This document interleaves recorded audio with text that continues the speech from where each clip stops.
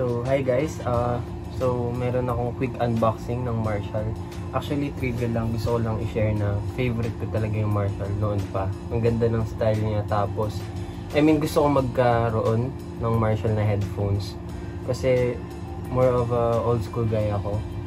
Tsaka, mahilig ako sa music, makinig sa music. So, I bought Marshall Major 4. Pangarap ko to and natuwa ako na nabili ko siya. So, ito siya. Black yung kinuha ko kasi wala lang, favorite color ko rin black eh. Tapos leather siya, leather straps, leather yung foam. Then to Marshall left nakalagay. Tapos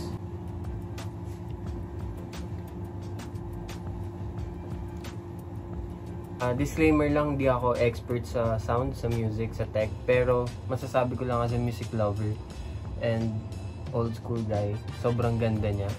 Pati sa yung music, yung crisp, yung clear ng boses ng artist, and then yung bass din maganda. Sobrang solid nito. Favorite ko to. Tsaka yun lang guys. Quick review, unboxing. Hindi ko alam.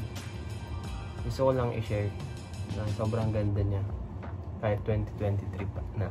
Tapos additional lang pala, ito yung box niya. Makita ko lang rin. Nabili ko to parang 7,000 plus lang. 8,690 yung SRP niya. Tapos yun lang yung loob. Ito yung user guide. Pinakita ko rin naman yung unboxing.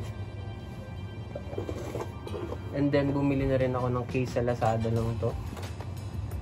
Marshall na kasya yung headphones dito para handy siya. Or pag store mo lang siya. Then ayun yung cables niya, may aux cord, and then yung pinaka aux cord. And ito yung pinaka connector niya. Cable sa charger. So, yun lang. Yun siya pag-time.